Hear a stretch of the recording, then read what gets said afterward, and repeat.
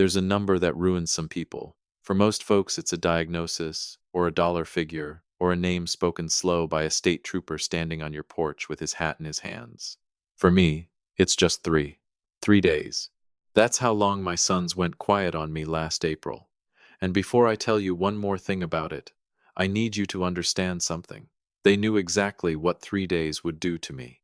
They'd known since they were small enough to sit on my lap and hear the story. And they picked that number anyway. My name is Wayne Pruitt. I'm 63 years old. And for 36 of those years, I've run a refrigerated trucking outfit out of Boise, Idaho, called Cascade Cold Chain. We haul the things that die when they get warm: blood, plasma, vaccines, marrow in a cooler, with a courier sitting on it like a hen. If one of my trucks runs 2 hours behind into a hospital in Twin Falls, there's somebody on a table up there who doesn't get what they were promised. A cold chain is exactly what it sounds like. A line of links, and every single one has to hold the temperature or the whole load is garbage. Truck to dock, dock to bay, bay to a nurse's two hands. Here's what nobody tells you about being a link, friend. Nobody thanks a link. You only ever find out a link was there on the day it lets go. I started that company with one used reefer truck and a loan I got by lying about my income, and I did it because when I was 9 years old, my mother died on a Tuesday afternoon, and nobody told me until Friday. 3 days. I want you to picture that with me for a second, because it matters later. I sat through 3 days of long division. I ate 3 school lunches. I raised my hand. And the whole time she was already in the ground. And there wasn't one adult in the state of Idaho who thought a 9-year-old needed a phone call. On Friday, a woman I'd never seen in my life came to the school office with a clipboard and told me in a hallway with the door open. Then she handed me a black plastic trash bag for my things and drove me to a house on the other side of town where a man I didn't know showed me a cot. 4 houses in 6 years. Nobody came to my graduation. Not one person. So when I tell you that 72 hours of silence from my own children put me down on a floor at 63 years old, I need you to hear that it wasn't drama. It was a rerun. Welcome back, folks. Pull up a chair. Before we go one step further, do me a favor and hit that like button, and drop a comment down below telling me where in this world you're listening from tonight. I read them all. And keep one thing in your pocket while we go. Every single person in this story got offered a chance to do the decent thing. Not one of them took it. One more thing to hold on to, and I'll wait while you do. In 1993, 2 weeks after Colin came home from the hospital, I sat in an office in downtown Boise and signed a trust. Everything I had, everything I would ever have, split clean down the middle between my boys. I signed it with a Parker pen that's still in my desk drawer. And in 30 years, I never opened that folder again. Not once. Remember that. It started with a form. That's the part that still gets me. Not a fight. Not a phone call at 2 in the morning. A form. Dependent verification, audit. Response required within 5 business days. Qualifying life event discrepancy. Employee, C. Pruitt. Now I have to tell you something here that doesn't make me look good, and I'm going to tell you anyway, because if I clean it up, the rest of this is worthless. Both of my sons were on the Cascade Cold Chain payroll. Regional coordinators. That's a generous phrase for what they actually did, which was nothing, ever, at all. I made those jobs up. I invented them out of thin air. And I did it so that my boys would have a salary and a health plan, and never once have to feel the particular kind of cold I felt on a cot in a stranger's house. That's on me. Nobody made me do it. Write that down, because a lot of you already saw it coming. Tate's my youngest. He's been type 1 since he was 11 years old. Our company plan carries him. And the form on my desk said that if I didn't sign off on the verification by the 30th, the whole group re-rated and Tate's coverage lapsed at midnight, not in a month. At midnight, and then there was the other line, the one I read 3 times with my reading glasses up on my forehead like an idiot. Marital status change. Recorded 2 years prior. I laughed. I actually laughed out loud in an empty office. I said it to the wall. That's a clerical error. My son would have told me. 1 call, 90 seconds. Colin, the insurance people have you married. Straighten it out so your brother keeps his insulin. Voicemail. Fine. He's busy. He runs a restaurant in Old Town Scottsdale, 700 miles south. and restaurant people sleep at odd hours. I left a message, kept it light, called Tate instead, figuring he'd chase his brother down. Voicemail. Both of them. Same afternoon. Mari clocked it at dinner. My wife has known me for 37 years and she can read my face across a room before I've read it myself. She put a bowl of sopa de fidio in front of me and watched me not eat it. They're not picking up, I said. They're grown men, Wayne. She was right. She's usually right. So why did my chest feel like a hand had gotten hold of it? She called them herself that night. I want you to hear what she left, because it comes back around later, and it'll cost you something when it does. Bijo, it's your mother. I'm not asking for anything. Just send me one word so I know you're breathing. One word. That's all I want. Day 3. It stopped being a nuisance and turned into the other thing. I called Colin 9 times. 9. I called Tate. 6. Every one of them went to voicemail on the second ring, which if you don't know, friend, means the phone is on and somebody's thumb is doing it. I quit eating. I quit sleeping. I'd close my eyes and I'd be back in that school hallway with the linoleum smell and the clipboard, and I'd hear the sound the trash bag made when she shook it open. That papery crack. 63 years old and I still flinch at it. At 1 in the morning, I sat on the edge of our bed with the phone in my hand, and Mari sat up behind me and put her palm flat between my shoulder blades. Mari, I said, and I heard my own voice come apart in a way I hadn't heard since I was a kid. 3 is my number. You know 3 is my number. She didn't argue with me. That's what 37 years buys you. She got up and pulled the suitcase down off the shelf. We flew into Sky Harbor a little after noon. The heat down there in April already has a weight to it, like walking into a parked car. I rented a Camry at the counter, because I've never in my life been able to make myself pay for the big one, and we drove north into Scottsdale, into one of those gated developments where every house is the same tasteful sand color and every lawn is gravel raked into lines. Mari kept saying it the whole drive, over and over, to herself more than to me. There's an explanation. Wayne, there's an explanation. Then let's hear it, I said, and she went quiet. Colin's driveway had a Bronco in it and a Porsche behind that. I parked my little rented Camry at the curb, and it sat there looking like a receipt somebody dropped. I have loaded 110 pounds of human blood onto a truck at 4 in the morning with my hands steady as a level. My hand was shaking when I reached for that doorbell, and that's when I heard it. Music, a woman laughing. And underneath all of it, high and bright and absolutely impossible, a child. There was a Mylar balloon shaped like the number 1 tied to the porch rail, turning slow in the heat. The door opened, and there was my oldest son with a beer in his hand and a smear of white frosting across his shirt, and his whole face fell open. And for about half a second I got to feel the sweetest thing I've ever felt in my life, which was relief. Then the face closed, and it closed like a register drawer. "Dad?" he said. "What are you doing here?" Not hello, not what's wrong, not are you okay, you look like you haven't slept. Behind him, I could see straight through to the yard, a pool, a folding table with a paper cloth, a sheet cake with 1 candle in it, and a young woman in a yellow dress, with a baby on her hip, turning to see who was at the door. Mari made a sound beside me. I've never heard it before or since. It's the sound a person makes when they get hit and their body hasn't decided yet what to do about it. I have a granddaughter. She was 1 year old that afternoon, and I found out standing on a doormat that said welcome. I want to be careful here, folks, because I've told this part a few times now and I've never once gotten it right. Mari didn't run to her. She didn't reach. She just stood there on that step, with her purse still hanging off her shoulder like a woman waiting on a bus, looking at that baby, and I watched 37 years of my wife's life go through her all at once and come out the other side as nothing. The girl in the yellow dress came up behind Colin. Pretty, young, bored already. "Colin, are these your parents?" She said it like we were a delivery she hadn't ordered. "I'm Bryn," she said, and she shifted the baby onto her other hip and put out her left hand, palm down, so the ring caught the light. "I'm Colin's wife. 2 years. Mari walked into that house. Nobody invited her. She just went, the way people walk toward a fire. Down the hall past the laundry room, where they had the photos up, and I went after her because I already knew what was on that wall before I got there. Church steps, green tile.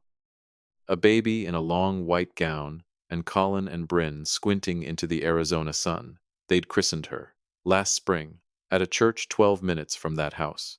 Now, at the foot of our bed in Boise, there's a cedar chest, and in that chest, there's a box. And in that box, there's a christening gown that Mari's mother carried up from Guadalajara in 1961, with everything else she owned in one suitcase. Mari has taken that gown out and refolded the tissue paper around it every couple of years for 37 years so the creases wouldn't set. And Bryn was already talking. She was pointing at the picture with her drink hand. That's Elena, Ellie. Say hi, Ellie.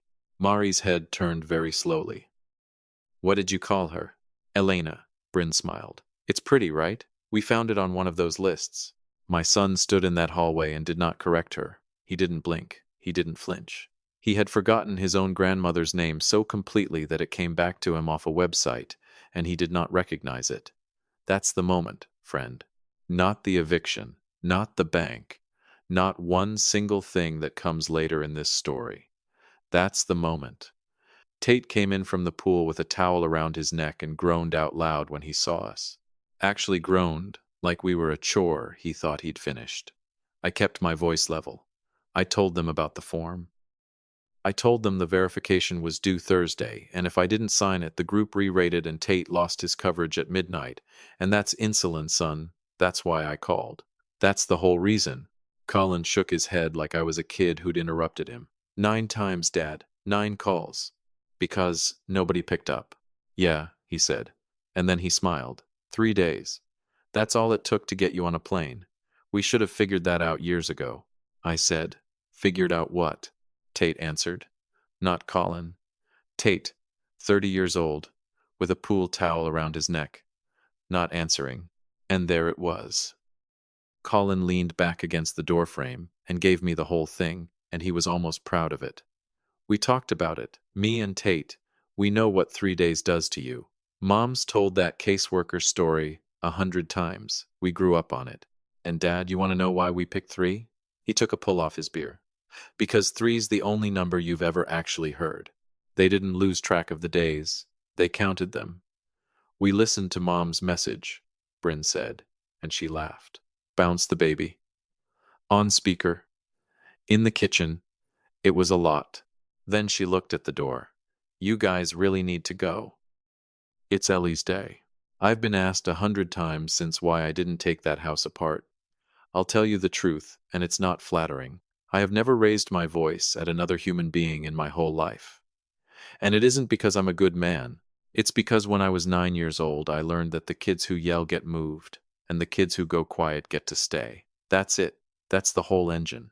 63 years old, and I'm still being good, so they'll let me keep the cot. I took my wife's hand, and we walked out past the sheet cake and the #1 balloon, and I closed that door behind us like a man leaving a job site. We got in the Camry, and I sat there with the air conditioning blowing straight into my face, and I did the only thing I have ever known how to do in an emergency. I did paperwork. I pulled out my phone and I wrote one email to Delia, my office manager, who's been with Cascade 19 years and never once asked me a question she didn't need the answer to. Delia, effective 5 p.m. today. Remove C. Pruitt and T. Pruitt from payroll. Leave the medical group alone. I'll explain Monday. W. Leave the medical group alone. You hold on to that line too, folks. I'm going to need it later. Then I put the phone in my pocket, and I drove my wife to the airport, and I did not say one word about what I'd just done. Not that day. Not for 11 days. If this one's sitting on your chest right now, hit that like button for me. And if you've ever waited on a phone call that never came, get down in those comments and say so. I mean it. There's somebody down there tonight who needs to know they're not the only one it ever happened to. Mari didn't cry on that plane. That was the part that scared me. She just sat there, opening and closing the clasp on her purse, click, click, for an hour and a half. Somewhere over the top of Nevada, she said the only thing she said the entire flight. She has my mother's hands. We got home to Boise, a little after 11. Mari went straight up the stairs, and I stood in the kitchen with the car keys still in my fist, and then I heard the cedar chest open. You ever hear a sound and know the whole thing before you've made it to the top of the stairs? She was down on the floor at the foot of our bed with that box in her lap and tissue paper all around her like snow, and she was crying the way you cry at a graveside. Not the polite kind you do in a hallway in front of strangers. The kind that comes up out of somewhere under your ribs and takes your whole body with it. I'm 63. I've got a bad hip and a knee that's worse, and getting down onto a floor is a whole project for me now.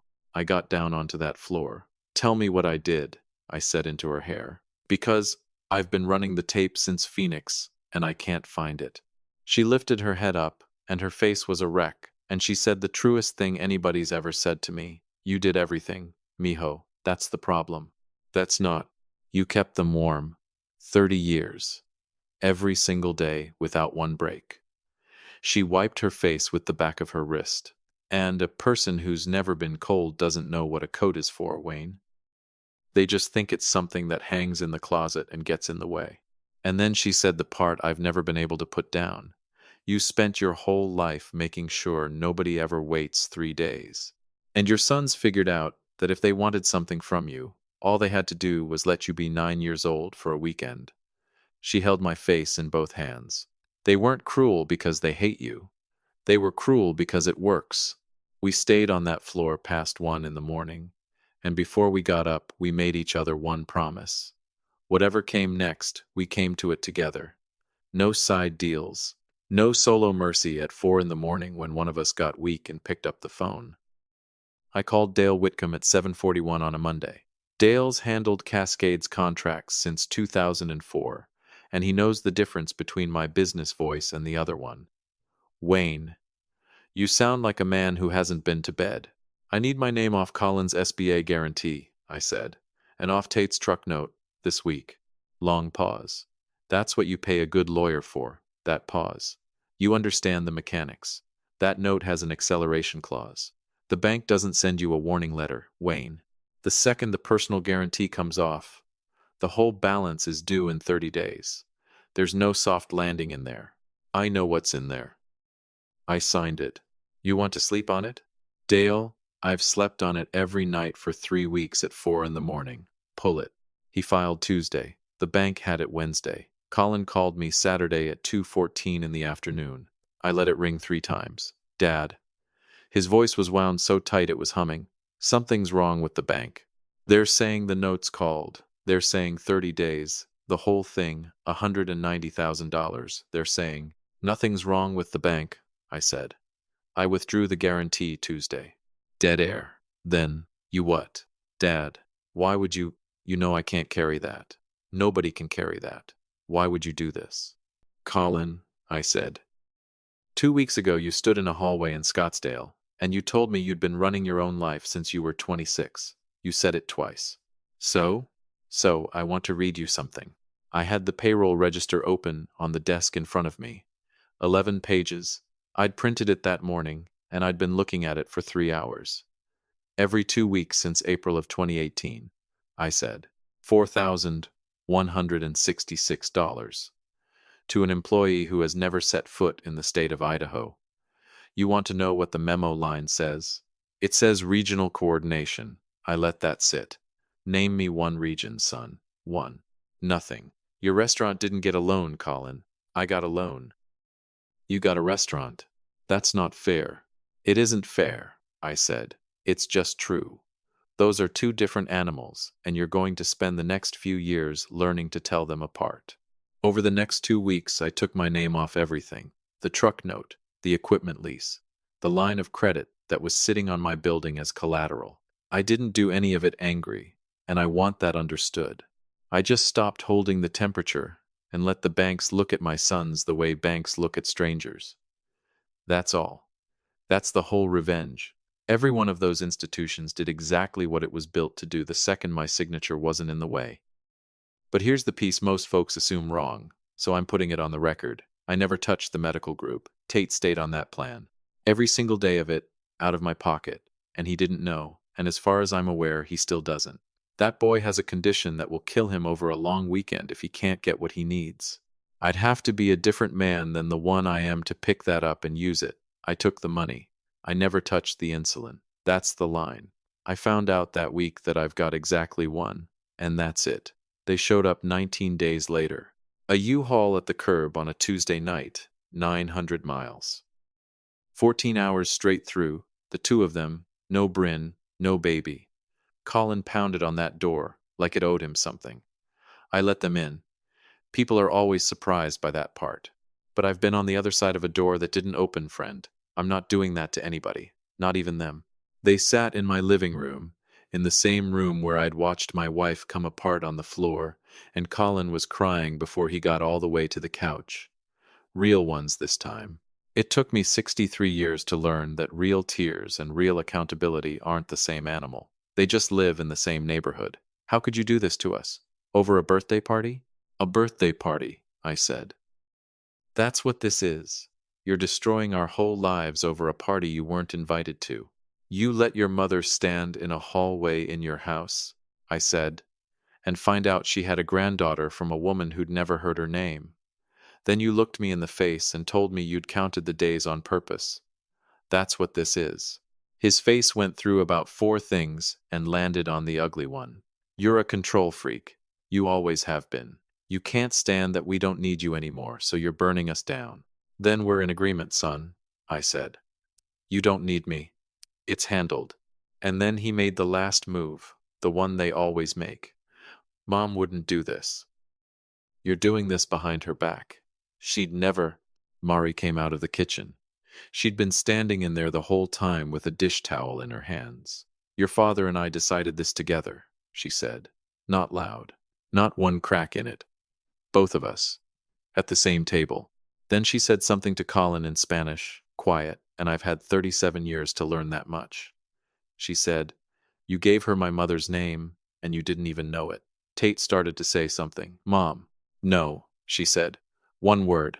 37 years I've watched that woman fold laundry and forgive people who didn't earn it, and that was the first time in my life I ever heard her say no like a door closing. Now, I'll give you the thing some of you have been waiting for, because I know there are folks watching right now thinking, Wayne, those boys didn't get that way by accident. You're right. They didn't. I fixed everything. Every flat tire, every speeding ticket, every landlord, every C-, every bad decision, every time. I never let either of those boys fail at one single thing in 33 years. Not once. Not one time. That is mine, and I'll carry it to the box. But there's daylight between raising a man who's soft and raising a man who sits in a kitchen with his wife and counts the hours he can make his mother wait. I did the first one. They did the second one. I'm not carrying that one for them, and neither should you. I stood up. My knee popped loud enough that Tate flinched. This isn't punishment, I said. This is just the price with my name taken off of it. They left around 10:40. I heard the truck door, then the engine, then it faded off down the street, and Mari and I stood in that room, and the quiet came back in. And for the first time in 6 weeks, that quiet wasn't something happening to me. It was just quiet. I sat back down in Dale's office, 11 days later. The trust, I said. All of it. From the beginning. He looked at me over his glasses. How much of it? Take it down to the studs, Dale. Everything to Mari. If she goes first, back to me. And if we're both gone, $1 to Colin, I said. $1 to Tate. Dale's pen stopped. $1. $1 each, names spelled right, and a no contest clause with teeth in it, because 0 looks like I forgot. I tapped the table. I didn't forget. I wanted on paper that I sat in a chair on a Tuesday and thought about it. The rest of it goes into a fund. Not scholarships. Exactly. It's for kids aging out of foster care on their 18th birthday. Deposit. First month's rent. A bed. A phone with a year paid on it. And a number they can call at 2 in the morning that a live human being picks up. Because when I turned 18, folks, the state of Idaho handed me a garbage bag and a bus schedule. That's the entire ceremony. There are kids sitting in houses tonight with a birthday coming that they are scared of. Nobody called me for 3 days when I was 9 years old. There are kids out there right now that nobody's going to call at all. And then I told Dale the last part, and this is the part people argue with me about, so go on and argue with me down in the comments. I'll be there. There's a girl, I said. She's one. Elena Pruitt. A locked trust. Released at 25. Her parents can't touch it, can't borrow against it, can't be trustees, and don't get told the number. They'll find out it exists, Dale said. Good. I want them to know it's sitting there, every year, right up until the day she's 25, and it hasn't got one thing to do with them. Some of you are going to tell me she doesn't deserve a dime because of what her father did. Friend, that's the disease. That's the exact thing I'm trying to cure. Nobody inherits the bill for what their parents did. If I believed that, I'd still be 9 years old in a hallway holding a trash bag. That was 14 months ago. The restaurant closed in October. Tate's up in Bend now, doing something with cars. One of my drivers, Hollis, ran into Colin at a gas station outside Nampa in February and said he looked thin. Neither of them has called. 14 months. I'd be lying to you if I said that's fine. Some nights I sit in that office with the payroll register in the drawer, and I look at the phone like it owes me an apology. And then I remember a hallway in Scottsdale, and a girl in a yellow dress explaining my mother-in-law's name to my wife off a website, and it settles right back down where it belongs. Mari and I drove down there in March. We didn't knock. We parked at the end of the street and we watched Elena carry a plastic bucket across a lawn for about 4 minutes, and then we drove 900 miles home. That's not sad. Don't take that as sad. That was ours. We sit out back most nights now. Boise gives you a long, slow sunset in the summer. The whole sky goes the color of a peach for about 40 minutes, and then it's done. Mari came out a couple weeks ago and put her hand on top of mine the way she's done since 1988, and I sat there and finally got hold of the thing I'd had backwards my whole life. I built everything I own around making sure nobody would ever be left waiting on a phone call. 36 years of trucks and dispatch and coolers and links in a chain, all of it so nobody would ever sit in a hallway wondering. And I never once noticed that the person who'd waited longest on me was sitting 3 feet away with a box in her lap. My boys have their own lives. They were extremely clear about that. And I've got mine, and there's exactly one person in it who never made me wait. That'll do, folks. That'll do just fine. If this one got you tonight, hit that like button and go ahead and subscribe. And do me a favor down in the comments, because I want to know and I'll be reading every one of them. If it were your money, does the granddaughter still get her share, or does she not? Tell me where you're listening from while you're down there. I'll see you on the next one. Names are worth keeping. So, are the small ceremonies a gown folded in tissue paper, a call picked up on the first ring, a grandmother's name said out loud so it never gets lost? None of that costs $1, and all of it holds. If somebody's been keeping you warm all these years, go tell them you noticed. Do it today, while the phone still works both ways. A small note before you go, friend. This story was imagined and fictionalized by AI, written to entertain you for a little while and to leave one warm, positive lesson behind.